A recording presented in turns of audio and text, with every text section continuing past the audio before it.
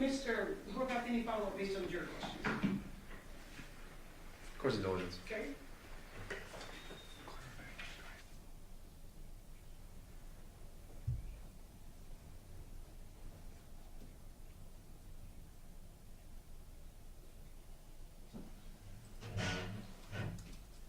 Your Honor. So the main question at 2:04 when the Armada leaves Paladura, it goes to the pharmacy, correct? That's what you reviewed? Yes, that is correct. And then it goes straight home. Yes, That's it. that is correct. No other stops. Not that I saw, stood up, no. No further questions. State, any further questions based on your questions? Just briefly, you'd agree with me that the Nissan Burla data is specific to the car, correct? Yes, that is correct. Nothing about that or the phones is gonna show whether the defendant got out of her car with a basket, with a head in it, walked over to the neighbor's house and dumped it in the trash, correct? Potentially, Barilla could pull information about weight distribution and like, you know how if you're in your car and it says, hey, there's something in the back seat, make sure to check it. Potentially that could be there. I didn't see any, only information I got was location data. So human head weighs about 8 to 10 pounds, we agree? Sure, If a doctor testified to that, we can agree. sure. Are you saying that the Burla would show an 8-pound differential? Or, Not really sure. I mean, it's dependent on the car, so I don't know what the setting is on the car, but it's possible. okay. So you have nothing to suggest that the defendant's car stopped anywhere else? That's correct. We've already talked about CVS and then, Yeah. correct. And she can, whatever she did after she got out of the car, you have no evidence of that? That's correct. Thank you. Pass it. Any follow-up, Mr. Horvath? Just real quick. In cars, seatbelts. Some in the newer cars, this car looks like it's a newer car. Sometimes when someone is less weight, you know, it says buckle the seatbelt or they shouldn't be there. You've seen those at mornings, right? That's correct. Do we know if this car had this? I don't know. I was not Didn't have provided the the full- information. And then just like the car, if you don't have your cell phone on it, you can't track that person if it's that person's phone if they're supposed to have it on them. Say one more time, please. You can't track a person by their phone if they don't have their phone on them. That's correct. Thank you. No further questions. Any follow-up, State? No, thank you. Do the ladies and gentlemen, do you have any further questions for this witness? Okay, seeing no response, you're excused. Thank you very much for your testimony here today. Thank you, ma'am. All right, ladies and gentlemen, we are going to take one brief recess for the morning. During this recess, you must not discuss or communicate with anyone, including fellow jurors, in any event regarding this case or its merit, either by voice, phone, email, text, internet, or other means of communication or social media. You must not read, watch, listen, to news or media accounts or commentary about this case. You must not do any research, such as consulting dictionaries, using the internet, or using references. You must not make any investigation, test, or the case, recreate any aspect of the case, or in any other way investigate or learn about the case on your own. You must inform or express anything regarding this case till it's consummated to you. Ladies and gentlemen, 10:25 will be a recess till 10:40. All rise for the jury.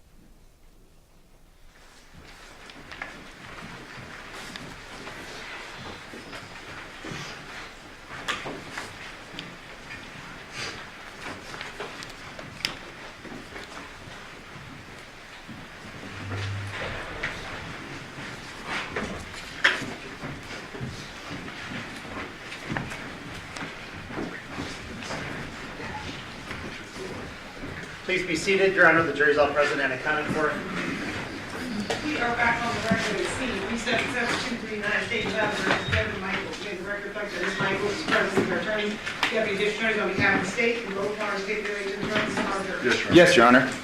Housekeeping matter, we have stipulated medical records. I'd Okay. like to make part of the record. Okay, what are the exhibit numbers? Okay. There's C4 and D4? Okay, C4 and D4 will be admitted pursuant to stipulation. Defense, you may call your next witness. Thank you. The defense calls Dr. Lary Sims.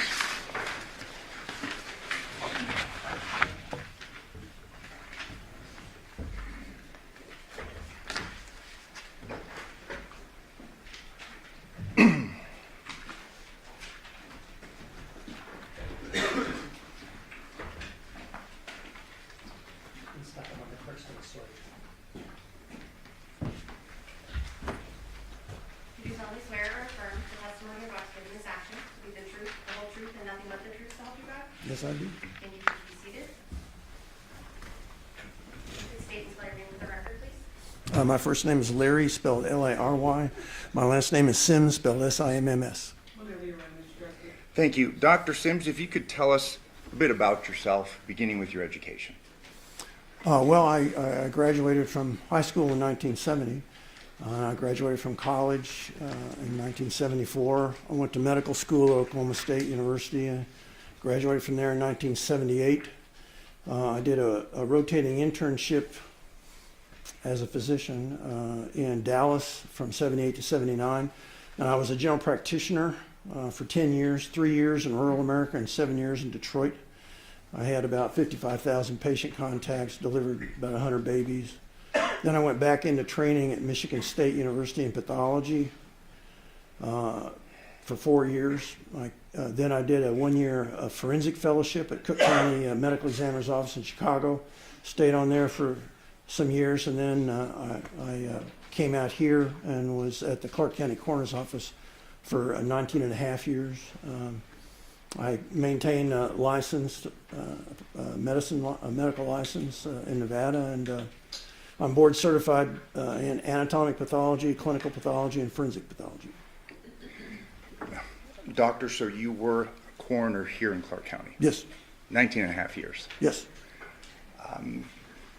Would often be called by the state of Nevada in prosecutions of murder cases.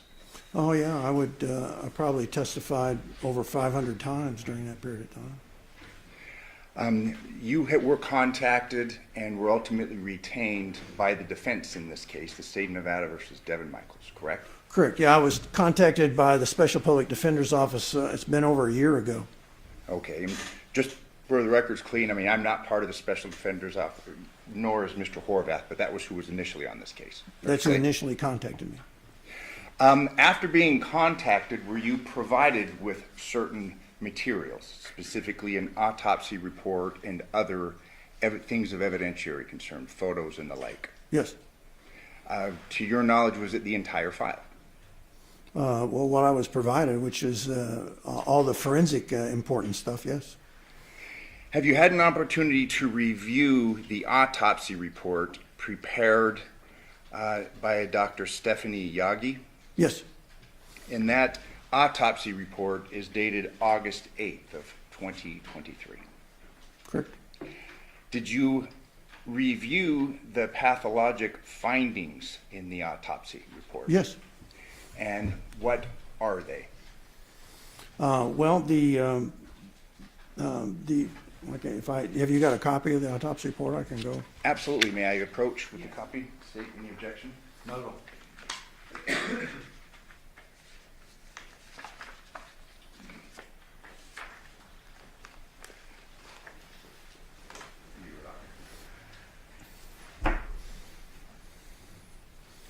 So the main two findings is she classified the death as homicidal violence, and then she noted that he had a fatty liver.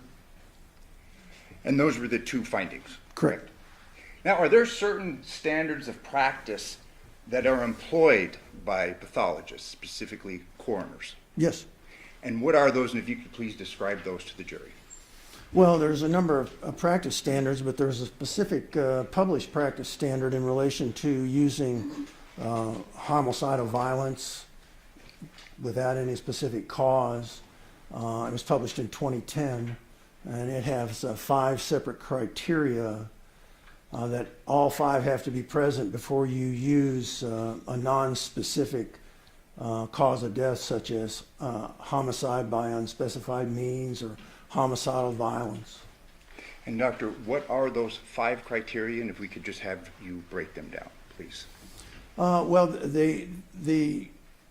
one of the important ones is that there can't be any other cause of death present. In other words, there can't be any natural disease present. There can't be any toxicologic explanation of death. There can't be any environmental explanation of death, such as drowning or cold. And there has to be an indication that the body was altered in some way. And there's one other criteria. I can look at the paper. I can't remember what it is. Okay, if I may approach the witness.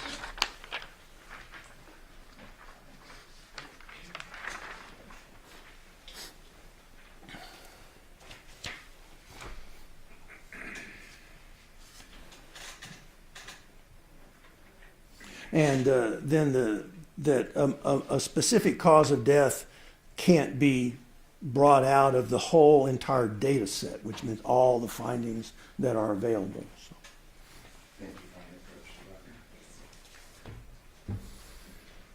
So from the get-go, we have this pathological examination done, and we have these pathological findings. The first being homicidal violence. And you had discussed these 5 criteria. Let's focus on 2 of them, specifically no atomic cause of death. How is that a concern, and how did this examination and this opinion not follow the standard practice? Well, there are, in this particular case, that he actually has 2 natural diseases that could cause his death. His heart was enlarged, and he had a fatty liver. And those are obviously borne out through Dr. Yagi's analysis and review of the body, correct? Correct. There's another criteria I'd like to draw your attention to, and that's no toxicologic cause of death. If you could please explain that and the significance in this exam. Well, there has to be no. There has to be drugs can be present, but they have to be at low enough levels not to cause the death. Is kind of the main thing to take away from that. Or there can be drugs present that are not known to cause death, like a medicinal type of drug. So in this case and on this examination, there was a toxicology report, correct? Correct. And what were the findings of this toxicology report? Well, the main findings, he had a low level of alcohol below the legal limit for driving. His marijuana level was substantially above the legal limit for driving.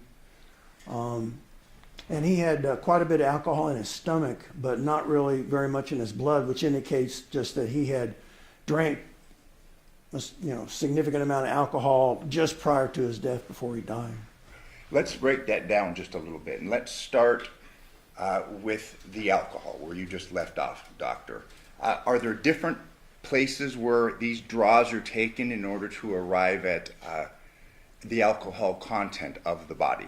Correct. It's very important to, without going into a lot of explanations, to take the blood from a certain region, because that region is more characteristic of the level of whatever drug prior to death. If you take it some other regions, it could actually be higher or lower. So in this case, was there both a blood draw from perhaps a leg or an ankle and from the stomach?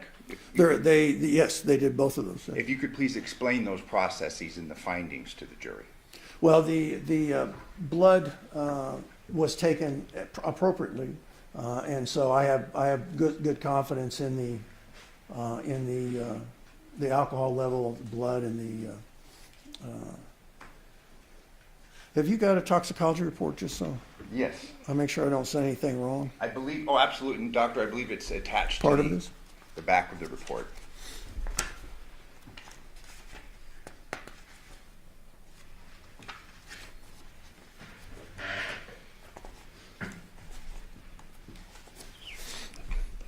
So the alcohol and marijuana was done on peripheral blood, which is the appropriate thing. They also took urine and gastric fluid, and they did take heart blood,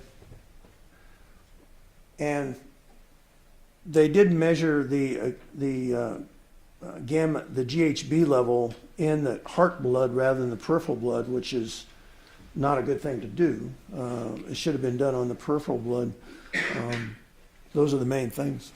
And focusing in on the alcohol content, you had testified that in the blood it was not particularly high, correct? Correct. But then you made reference to the alcohol in the stomach. If you could please explain the significance of that. Did that denote recent drinking, heavy drinking? What would that indicate? Yes, he had, it was about 30 times higher in the stomach fluid than in the blood. So he had drank, a couple of, some significant alcohol that had not been absorbed yet into his blood. Now, if the THC content, it was significantly above the legal limit, correct? Correct, yeah, the legal limit is 2 and his was 26.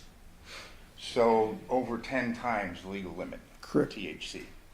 So if an individual were to have ingested alcohol, as we have evidence of, and smoked marijuana, could you opine, was that person intoxicated? Oh, definitely, yes. If we had heard testimony that this person had gone to sleep or shouldn't be driving, a family member was concerned about him driving, would that be consistent with the findings of this pathological report? Yes.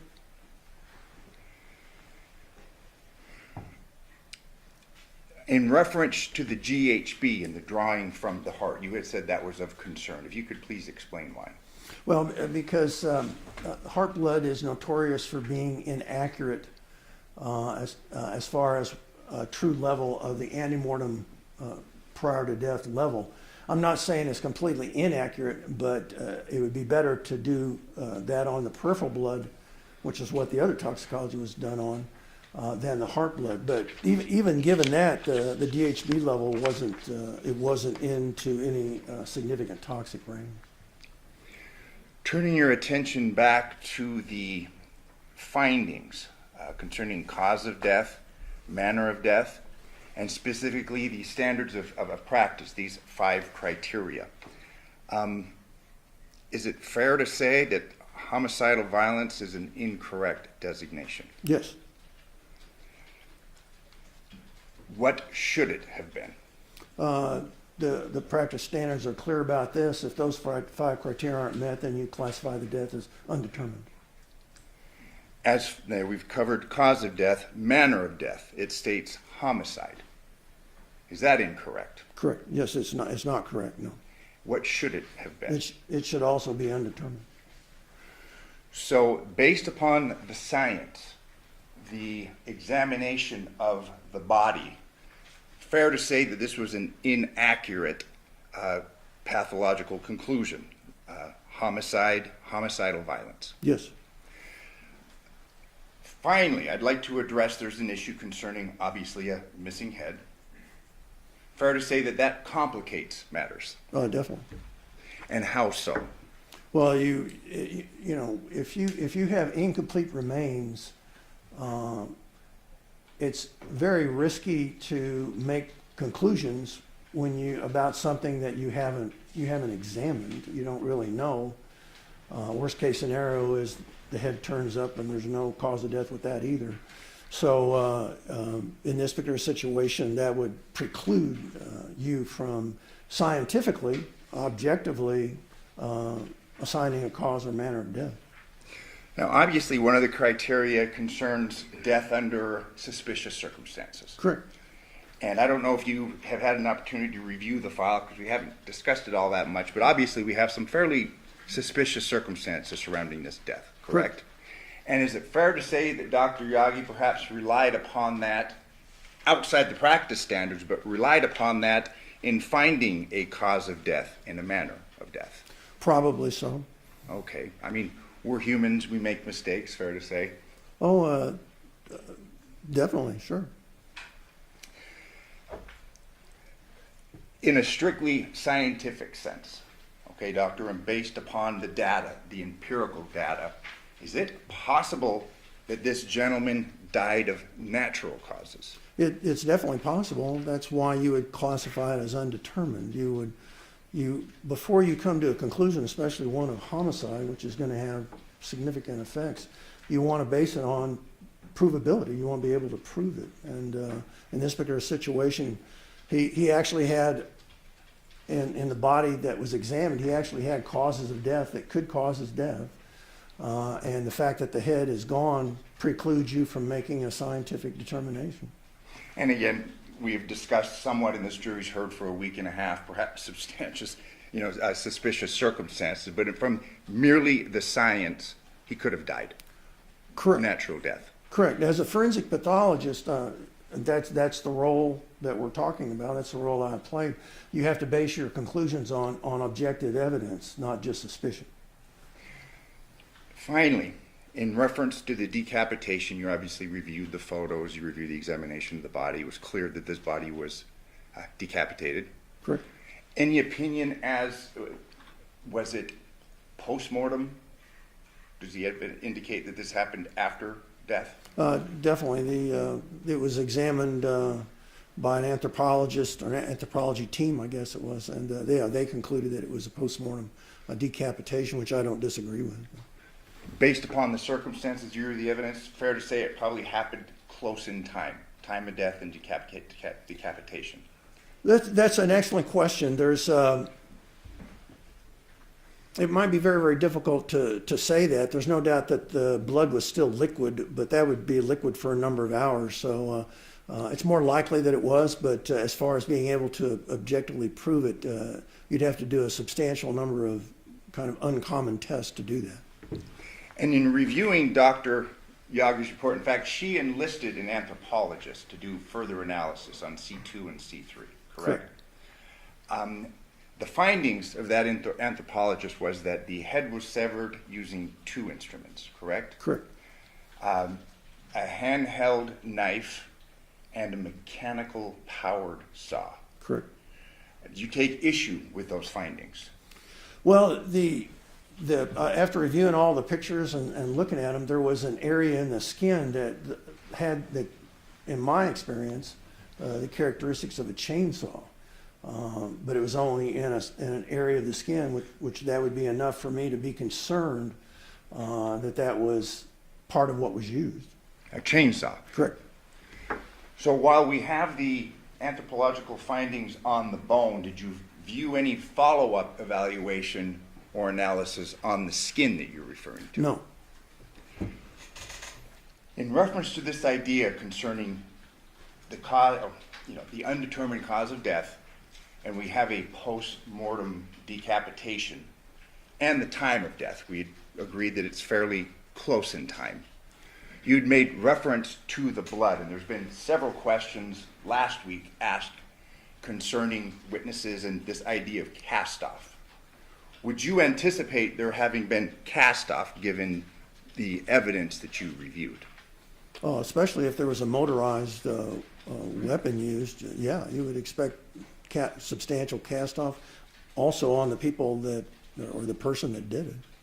So would you expect, based upon your evaluation of the evidence, for that person to be covered with blood? Well, there would be a lot of blood splatter, yes. Okay. We had heard testimony concerning, bodies are dissected in the morgue. There's not a great deal of cast-off. We're obviously talking about different circumstances here, correct? Yes, that would be different circumstances, yes. Here, we're not talking about a refrigerated body. Correct. Here, we're not talking about a specialized instrument that may be used, let's say, in a coroner's office to dissect a body. Yeah, we don't use chainsaws, but, so no, that's a whole different thing, so.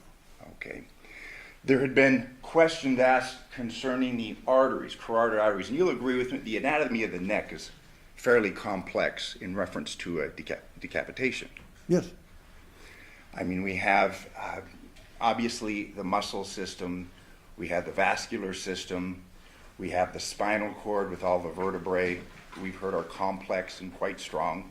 correct. We have the thick ligaments, cartilage. Would it be, can you give an opinion as to would it be difficult to effectuate a decapitation? Oh, yes. Especially if you're just using a handheld knife, would be very, very difficult. And in this case, we've made reference to a handheld knife and a mechanical powered saw. Again, it's an undertaking. Correct. We would expect to see cast off and blood, correct? Correct. Would you expect to find cast off and blood at the scene where this had occurred? Wherever it occurred, yes. Unless somebody cleaned it up or something. But yeah, you would, during using a motorized type thing, you would expect a large amount of blood splatter. So we're not talking about a morgue, we're talking about perhaps in a bedroom, correct? Correct. Yeah, I've never even considered a morgue anything near a scene of a crime like that.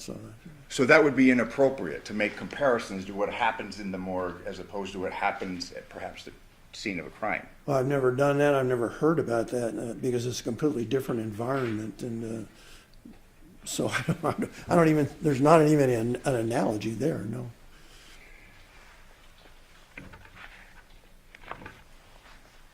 I could have the court's indulgence just one moment.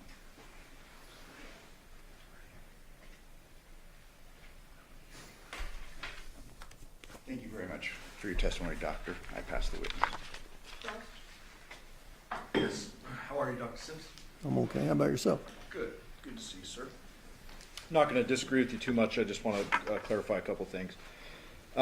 We're in agreement, sounds like, that it's difficult to determine cause of death when the head is missing, correct? Yes. We're in agreement that it's a postmortem decapitation. Yes.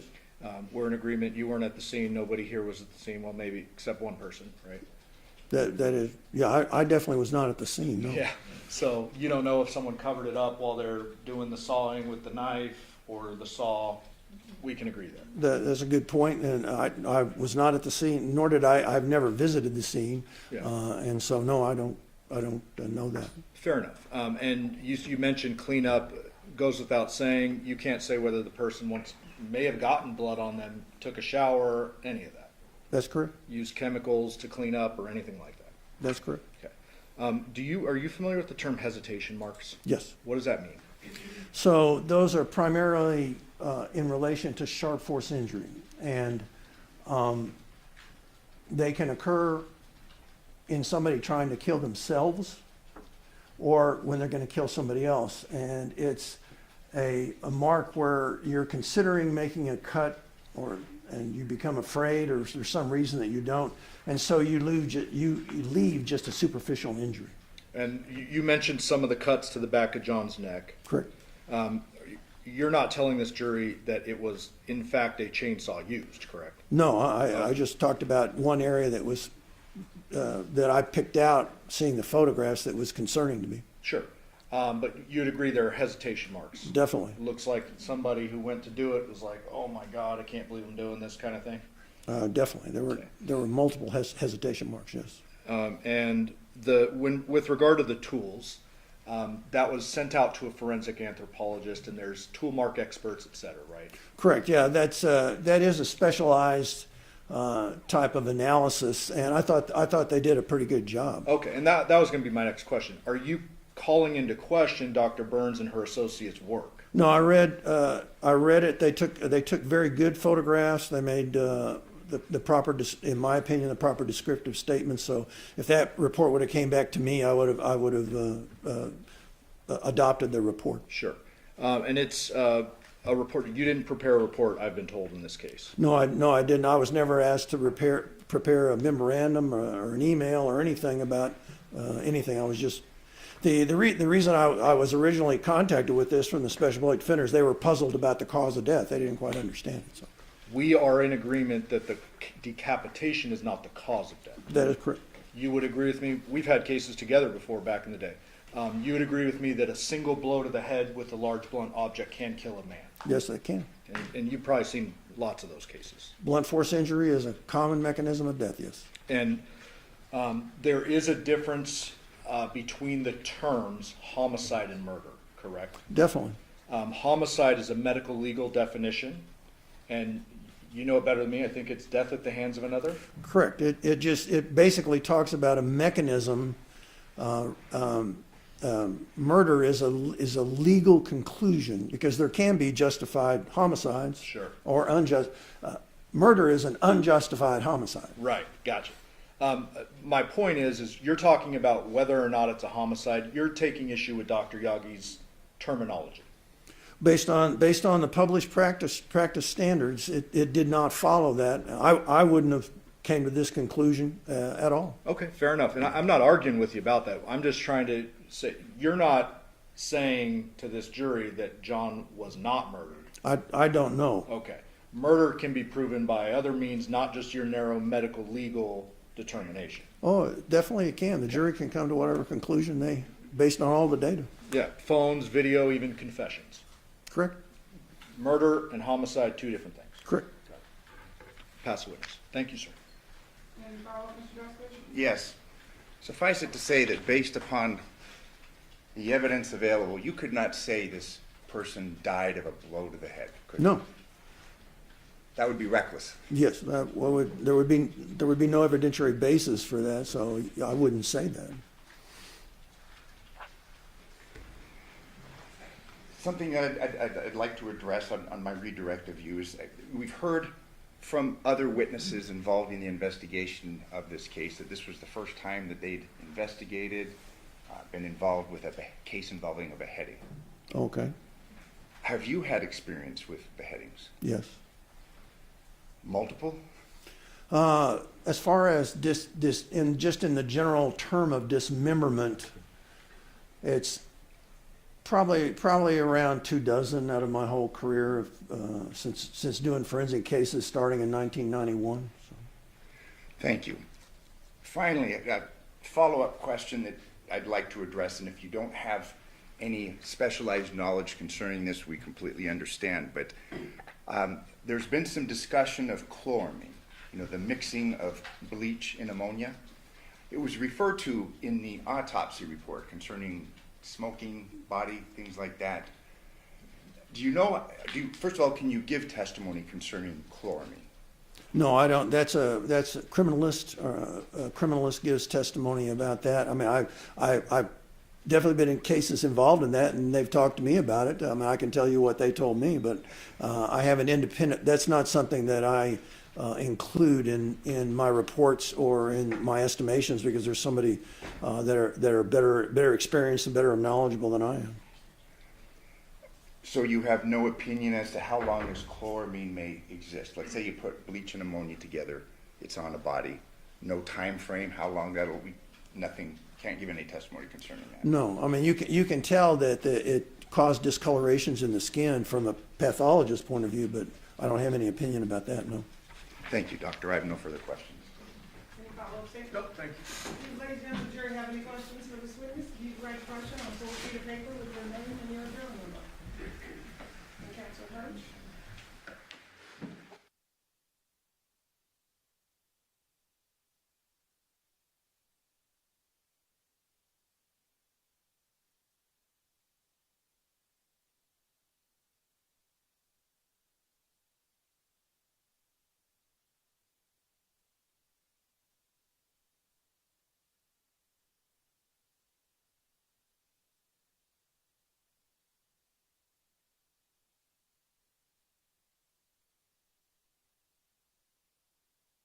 Dr. Sims, if the handheld knife were described to you as a meat cleaver, would it be better to understand that the head could be removed easier than using a knife? Yes.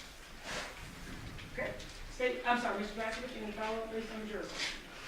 But in addition to this knife and again, the findings were of a handheld knife, correct? Correct. Would you expect a cut to be different from a handheld knife versus a meat cleaver? No. Similar? Yes.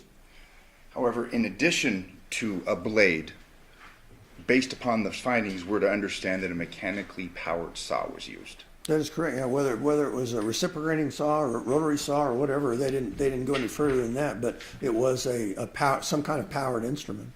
Thank you. I have no further questions. State, any follow-up based on the jury question? No, thank you. Ladies and gentlemen, during our further questions for the witness, yes, it is the right question. I'll take a sheet of paper with your name and your jury number.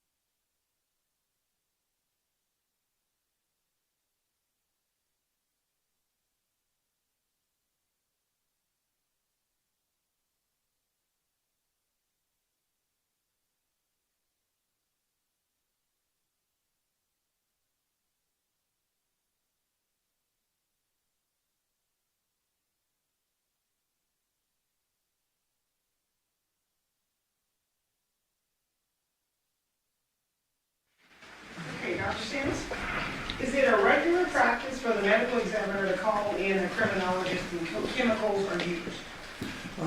It would be if that is an issue, a recognized issue in the case. It's not some just minor finding, and that is correct. Yes.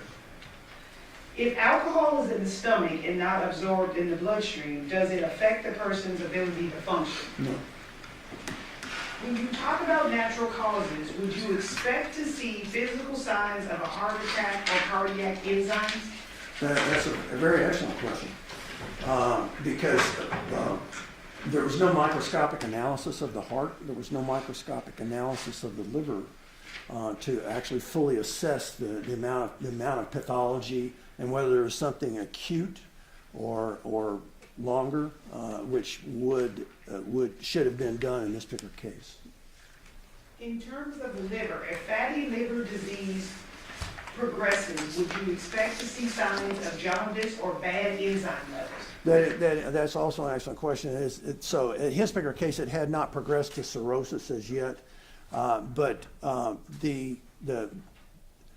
without getting into a lot of pathology, the storage of fat in the liver disrupts the liver's ability to function, and the function is the main metabolic organ that takes care of all toxins in your body, whether they're drugs or anything else. And so when you lose that, then you allow a higher level of those toxins to be in your bloodstream, which can cause death. And that's how it operates. Okay. Mr. Dexter, did you follow up based on the jury?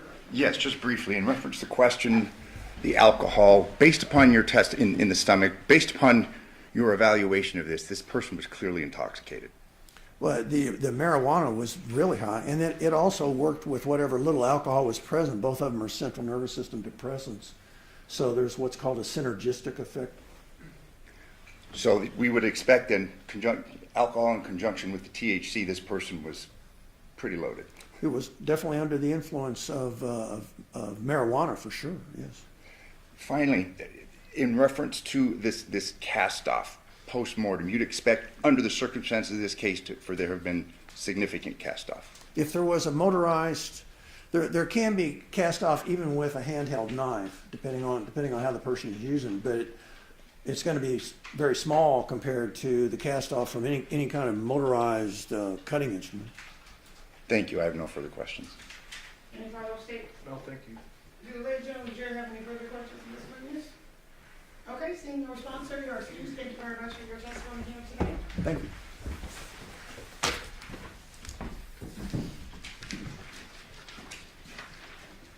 Does the defense have any further witnesses they wish to call? We have no further witnesses that we are going to call. We are going to rest. However, we do have a housekeeping matter. Did we get those other exhibits? She's looking at them right now. Okay. We'll stipulate. We'll stipulate the defense rests. Okay, what are the exhibit numbers? E4 through N4 are going to be adjourned pursuant to stipulation. The defense will rest at this time.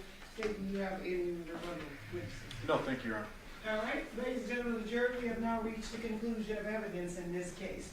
We have now reached the portion of the case where I'm going to read you the instructions on the law that applies to this case.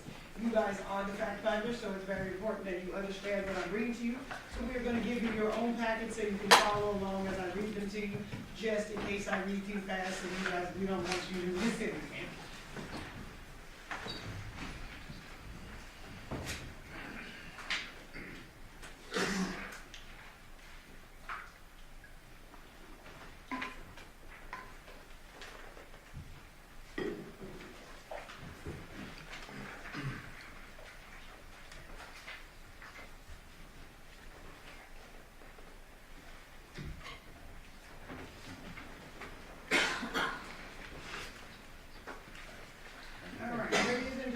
Instructions to the jury. Instruction number 1, members of the jury. It is now my duty as judge to instruct you on the law that applies to this case. It is your duty as jurors to follow these instructions and to apply the rules of law to the facts as you find them from the evidence. You must not be concerned with the wisdom of any rule of law stated in these instructions. Regardless of any opinion you may have as to what the law ought to be, it would be a violation of your oath to base a verdict upon any other view of the law than that given in the instructions of this court. Instruction number 2. If in these instructions any rules, direction, or ideas repeated or stated in different ways, no emphasis thereon is intended by me, and none may be inferred by you. For that reason, you are not to single out any certain sentence or any individual point of instruction and ignore the others, but you are to consider all the instructions as a whole and regard each in the light of all the others. The order in which the instructions are given has no significance as to their relative importance. Instruction number 3, a third amended indictment is but a formal method of accusing a person of a crime and is not of itself any evidence of her guilt. In this case, it is charged in a third amended indictment that on or about the 7th day of August 2023, the defendant committed the offense of murder with use of a deadly weapon. Count 1, murder with use of a deadly weapon. Did willfully, unlawfully, feloniously, and with malice aforethought kill Johnathan Willette, a human being, with the use of a deadly weapon, to wit, a wooden stick and or other unknown object, by striking the said Johnathan Willette with the said wooden stick and or other unknown object, and or through other means, the said killing having been 1, willful, deliberate, premeditated, and or 2, committed during the perpetration or attempted perpetration of a robbery. It is the duty of the jury to apply the rules of law contained in these instructions to the facts of the case and determine whether or not the defendant is guilty of the offense charged. Instruction number 4. In this case, the defendant is accused in a third amended indictment alleging an open charge of murder. This charge includes and encompasses murder of the first degree and murder of the second degree. The jury must decide if the defendant is guilty of any offense, and if so, of which offense. Instruction number 5. Murder is the unlawful killing of a human being with malice aforethought, whether express or implied. The unlawful killing may be effected by any of the various means by which death may be occasioned. Instruction number 6. Malice aforethought means the intentional doing of a wrongful act without legal cause or excuse or what the law considers adequate provocation. The condition of mind described as malice aforethought may arise not alone from anger, hatred, revenge, or from particular ill will, spite, or grudge toward the person killed, but may result from an unjustifiable or unlawful motive or purpose to injure another, which proceeds from a heart fatally bent on mischief or with reckless disregard for consequences and social duty. Malice aforethought does not imply deliberation or the lapse of any considerable time between the malicious intention to injure another and the actual execution of the intent, but denotes rather an unlawful purpose and design in contradistinction to accident and mischance. Instruction number 7. Express malice is that deliberate intention unlawfully to take away the life of a fellow creature, which is manifested by external circumstances capable of proof. Malice may be implied when no considerable provocation appears or when all the circumstances of the killing show an abandoned and malignant heart. Instruction number 8. The prosecution is not required to present direct evidence of a defendant's state of mind as it existed during the commission of a crime, and the jury may infer the existence of a particular state of mind from the circumstances disclosed by the evidence. Instruction number 9. Murder of the first degree is murder which is perpetrated by means of any kind of willful, deliberate, and premeditated killing. All 3 elements, willfulness, deliberation, and premeditation, must be proven beyond a reasonable doubt before an accused can be convicted of first-degree murder. Instruction number 10. Willfulness is the intent to kill. There need be no appreciable space of time between formation of the intent to kill and the act of the killing.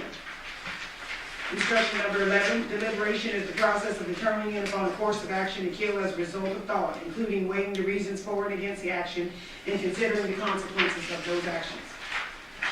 Instruction number 12. A deliberate determination may be arrived at in a short period of time, but in all cases, determination must not be formed in passion, or if formed in passion, it must be carried out after there has been time for the passion to subside and deliberation to occur.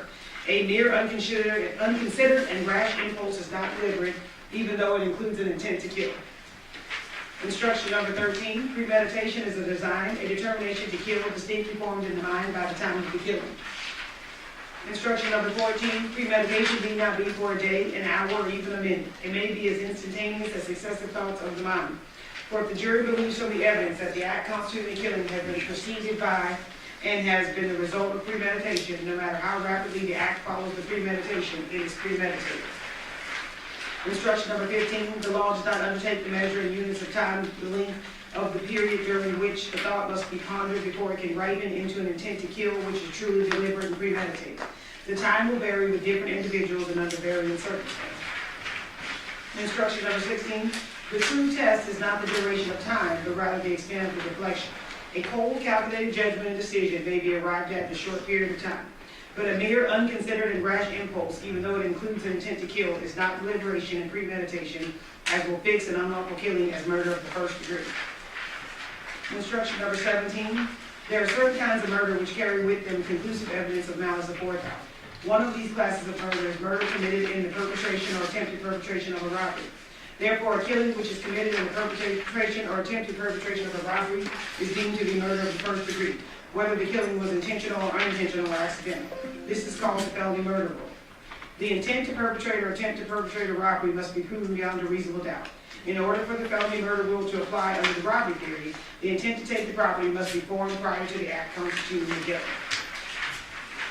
Instruction number 18. Robbery is the unlawful taking of personal property from the person of another in his presence against his will by means of force or violence or fear of injury immediate or future to his person or property, or the personal property of a member of his family, or of anyone in his company at the time of the robbery. Such force or fear must be used to 1. Obtain or retain possession of the property, 2. To prevent or overcome resistance to the taking of the property, or 3. To facilitate escape with the property. In any case, the degree of force is immaterial if used to compel acquiescence to the taking of or escaping with the property. Such taking constitutes robbery whenever it appears that although the taking was fully completed without the knowledge of the person from whom taken, such knowledge was prevented by the use of force or fear. The value of property or money taken is not an element in the crime of robbery, and it is only necessary that the state proves the taking of some property or money. Instruction number 19. Robbery may spread over considerable and varying periods of time. All matters immediately prior to and having direct causal connection with the robbery are deemed so closely connected with it as to be part of the occurrence. Thus, although acts of violence and intimidation preceded the actual taking of the property and may have been primarily intended for another purpose, it is enough to support the charge of robbery when a person takes the property by taking advantage of the terrifying situation she created. Instruction number 20. It is unnecessary to prove both violence and intimidation. If the fact be attended with circumstances of threatening word or gesture, as in common experience, and is likely to create an apprehension of danger and induce a man to part with his property for the safety of his person, it is a robbery. It is not necessary to prove actual fear as the law will presume it in such a case. Instruction number 21, while a verdict must be unanimous, you need not be unanimous on the means or the theory of first-degree murder in arriving at your verdict. Instruction number 22, murder of the second degree is murder with malice aforethought but without the admixture of premeditation and deliberation. All murder which is not murder of the first degree is murder of the second degree. Instruction number 23, when it is impossible to commit a particular crime without committing at the same time and by the same conduct another offense of lesser greater degree, the latter is, with respect to the former, a lesser included offense. If you are not satisfied beyond a reasonable doubt that the defendant is guilty of the offense charged, she may, however, be found guilty of any lesser included offense, if the evidence is sufficient to establish her guilt of such lesser offense beyond a reasonable doubt. The offense of murder, which actually charges the defendant with first-degree murder, necessarily includes the lesser offense of second-degree murder. If you are convinced beyond a reasonable doubt that the crime of murder has been committed by the defendant, but you have a reasonable doubt whether such murder was of the first or second degree, you must give the defendant the benefit of that doubt and return a verdict of murder of the second degree. Voluntary manslaughter is a lesser included offense of both first and second degree murder. Thus, you may only return a verdict of voluntary manslaughter if you first rule out both first and second degree murder. Instruction number 24. Voluntary manslaughter is the unlawful killing of a human being without malice aforethought and without deliberation or premeditation. It is the killing upon a sudden quarrel or heat of passion caused by a provocation sufficient to make the passion irresistible. The provocation required for voluntary manslaughter must either consist of a serious and highly provoking injury inflicted upon the person killing, sufficient to excite an irresistible passion in a reasonable person, or an attempt by the person killed to commit a serious personal injury on the person killed. For the sudden violent impulse of passion to be irresistible, resulting in a killing, which is voluntary manslaughter, there must have been an interval between the assault or provocation and the killing sufficient for the voice of reason and humanity to be heard, or if there should appear to have been sufficient time for a cool head to prevail and the voice of reason to be heard, the killing shall be attributed to deliberate revenge and determined by you to be murder. The law assigns no fixed period of time for such an interval, but leaves its determination to the jury under the facts and circumstances of the case.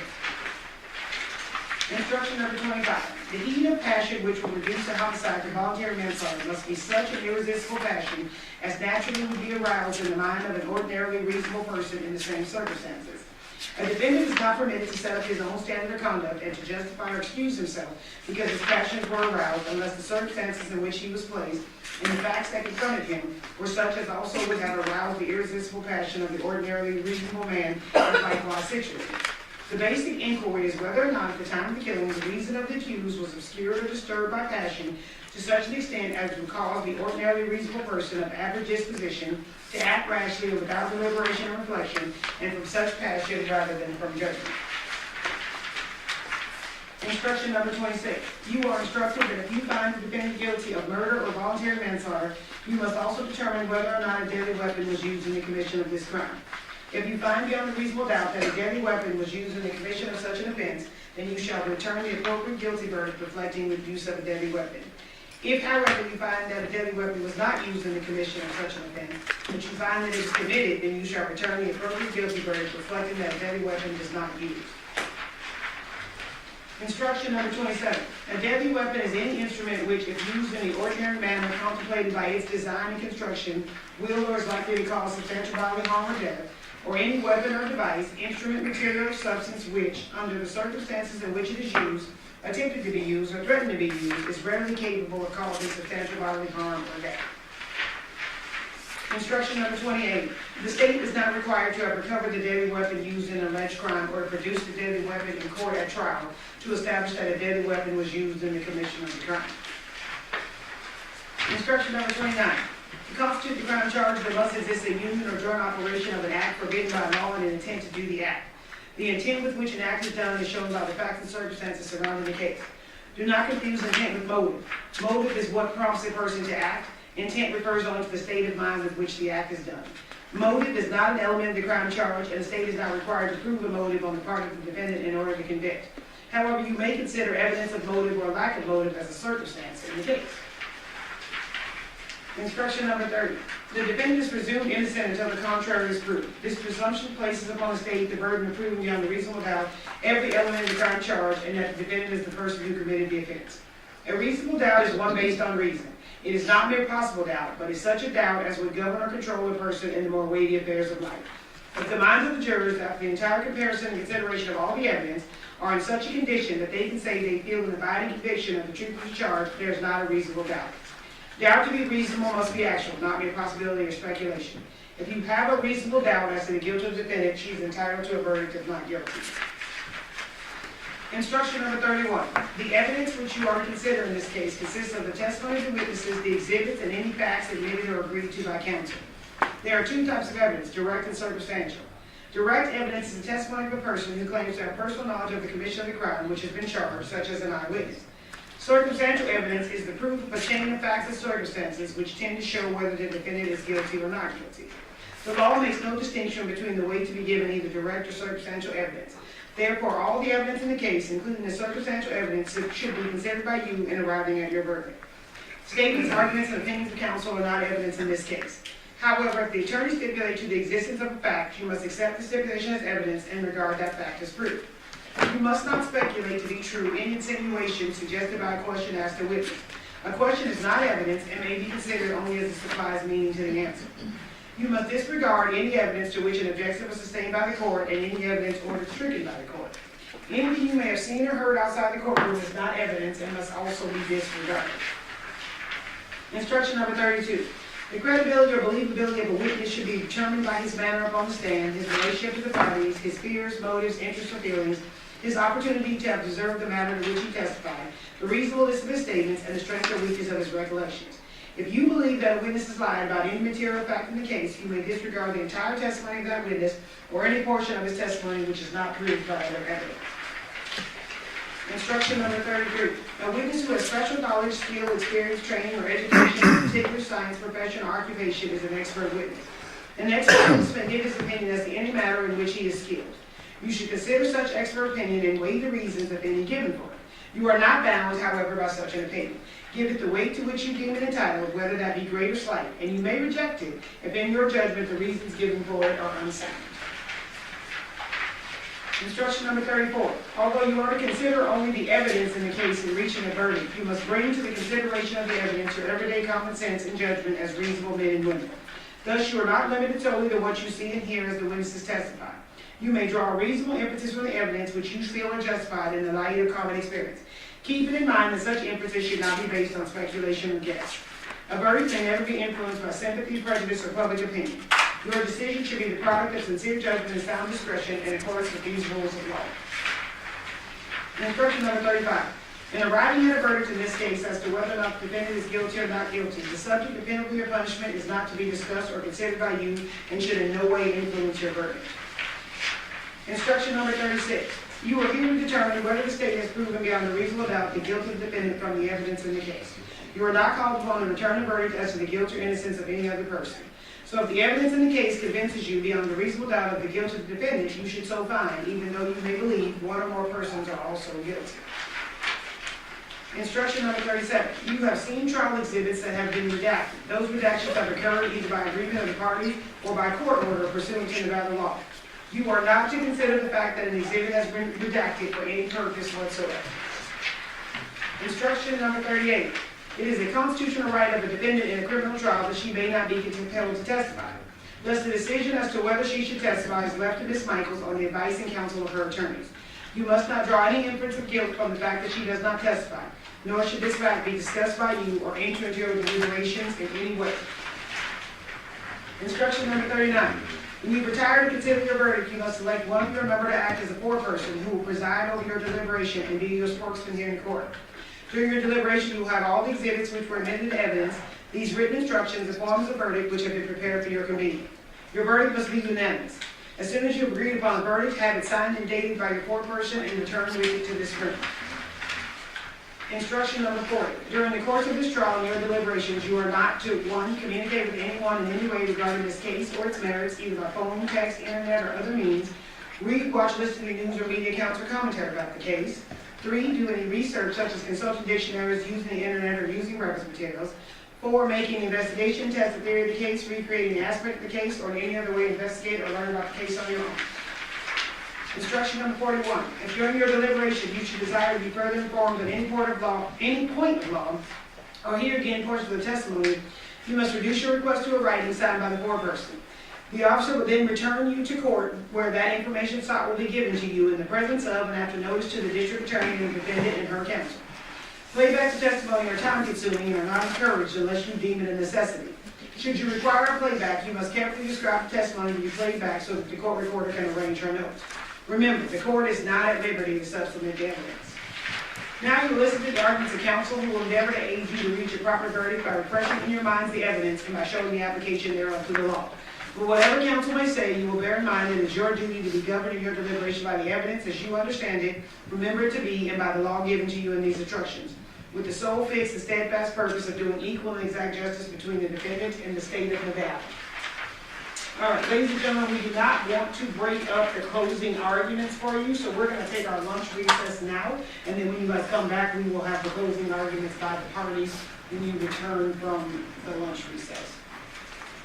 During this recess, you must not discuss or communicate with anyone, including fellow jurors, in any way regarding this case or its merits, either by voice, phone, email, text, internet, or other means of communication or social media. You must not read, watch, or listen to any news or media accounts or commentary about the case. You must not do any research, such as consult dictionary, use of the internet, or use of record materials. You must not make any investigation, test the theory of the case, recreate any aspect of the case, or in any other way investigate or learn about the case on your own. You must not follow express any opinion regarding this case until respondents given to you. Ladies and gentlemen, it's 11:40. We'll be in recess until 1 o'clock. All rise for the jury.